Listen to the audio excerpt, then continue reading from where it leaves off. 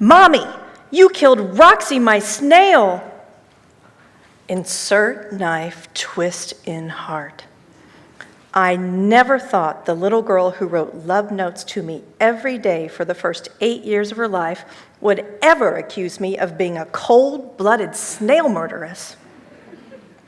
No place in my 1,000-page How to Care for Your Child from Newborn to 5 Years handbook, yes, she did come complete with a handbook from the hospital, was there a chapter on how to care for a pet snail. Sure, most of it's common sense. I knew the water was getting way too murky, but I was trying to teach my daughter a lesson about the need for her to take responsibility when caring for a pet. But seriously, who died and made me Jacques Cousteau? I was actually a little suspicious of the snail. 6 goldfish mysteriously died one by one after the Easter Bunny brought them to our house last year. Roxy never seemed shaken whenever there was a floater. Was it a coincidence that they were all last seen by the pink castle she called home?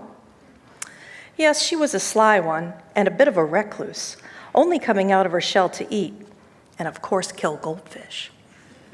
How much do you feed a snail? I have to admit that I was totally jealous of the fact that she could eat whatever she wanted and never bust out of her shell. I, on the other hand, have to constantly monitor everything as I've busted out of more than my share of mom genes over the years from seemingly slight overindulgences. She was certainly queen of the castle, until she was murdered. I mean, died peacefully.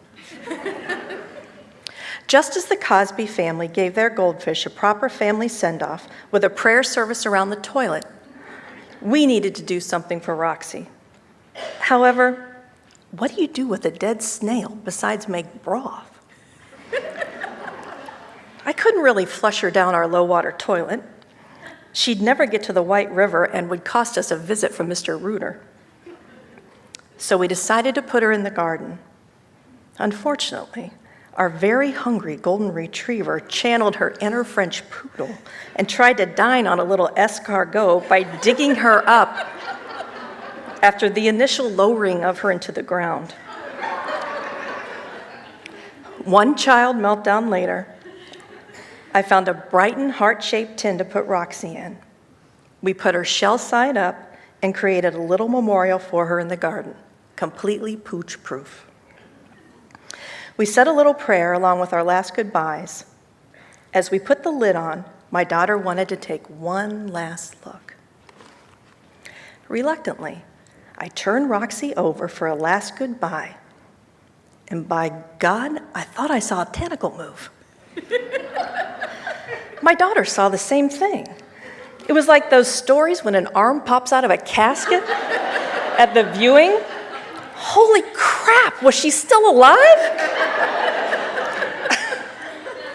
I mean, really, how do you tell if a snail is dead? She never came out of her house. I couldn't, in good conscience, keep her in the tin if there was a chance she was alive. So we put her in some water and we stared.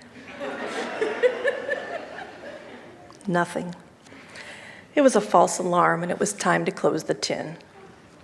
So now Roxy rests safely in her heart-shaped box through sleet, rain, and snow in the garden.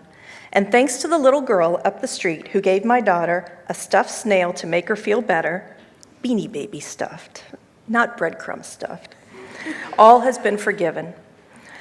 I'm back on the love note list again and cleared from the scene of the slime. That is, until karma rears its ugly head and I'll be reminded of the time that I murdered her pet snail when she's a teenager. For now, I'll cherish my mommy love notes and enroll in a zoology class.